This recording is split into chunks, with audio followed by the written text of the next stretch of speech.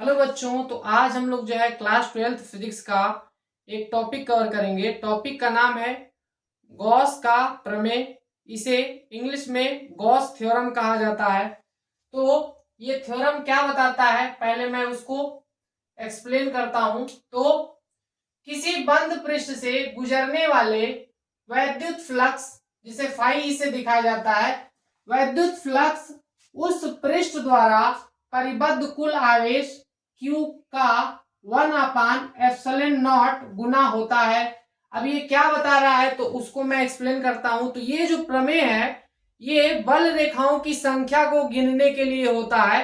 अगर आप लोगों ने सुना होगा कि जो आपका आवेश होता है, जो धनावेश, उससे बल रेखाएं बाहर की ओर निकलती हैं और ऋण आवेश जो होता है उसमें बल रेखाएं अंदर की ओर जो है डायरेक्टेड होती हैं।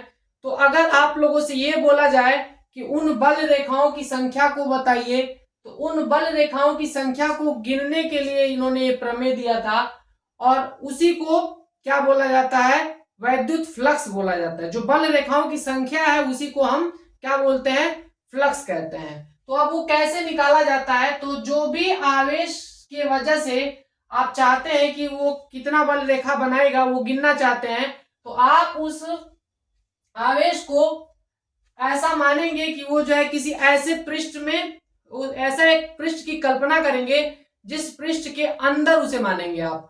और उसके बाद जो है, जैसे कि मैंने एक गोल पृष्ठ मान लिया और ये मेरा प्लस क्यू आवेश है, मैंने सोचा कि जो ये इस गोले के अंदर होता, तो अगर होगा तो क्या होगा, ये जो है गोले से बल रेखाएं जो है बाहर की तरफ निकलेंगी। तो जितनी बल रेखाएं निकलेंगी वही बल रेखाओं की संख्या क्या कहलाएगी, वो फ्लक्स कहलाएगी।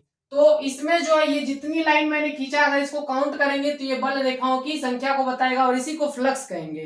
तो अब ये निकाला कैसे जाता है, तो इसको निकालने का तरीका इन्होंने आसान तरीका दिया। इन्होंने क्या बोला कि इसको जो है आप गिन नहीं पा रहे हैं क्योंकि ये जो बल रेखाएं हैं ये दिखती नहीं है, तो इनको ना दिखने की कंडीशन में कैसे कैलकुलेट किया जाए। तो इन्होंने क्या किया, बोला कि जो भी चार्ज है, जो भी आवेश है, अगर वो आपको पता है तो उसकी हेल्प से आप ये बल रेखाओं की संख्या को निकाल सकते हैं। तो कैसे निकलता है ये, तो ये जो बता रहा है फाई ई निकालने का जो आप लोग का फॉर्मूला होता है, वो अगर इस सेंटेंस को अगर सही से समझे तो ये बताना चाह रहा है। ये क्या बता रहा है कि जो भी आवेश है उस आवेश को ε0 से भाग कर दीजिए, आपको पता चल जाएगा कि इससे जो है कितनी बल रेखाएं निकलेंगी, क्रॉस करेंगी इस पृष्ठ से होकर, और वही क्या कहलाएगा, फ्लक्स की संख्या कहलाएगा। तो यहाँ पे Q का मान रखना है और ε0 का मान जो होता है वो फिक्स होता है। तो इसका ε0 का मान आप रखेंगे तो यहां से आप लोगों को बल रेखाओं की संख्या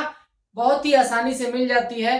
तो गॉस ने यही आप लोग का थ्योरम दिया था, यही प्रमेय दिया था, जिसकी हेल्प से हम लोग क्या निकाल रहे होते हैं, बल रेखाओं की संख्या निकाल रहे होते हैं और उसी को क्या बोलते हैं, वैद्युत फ्लक्स कहते हैं।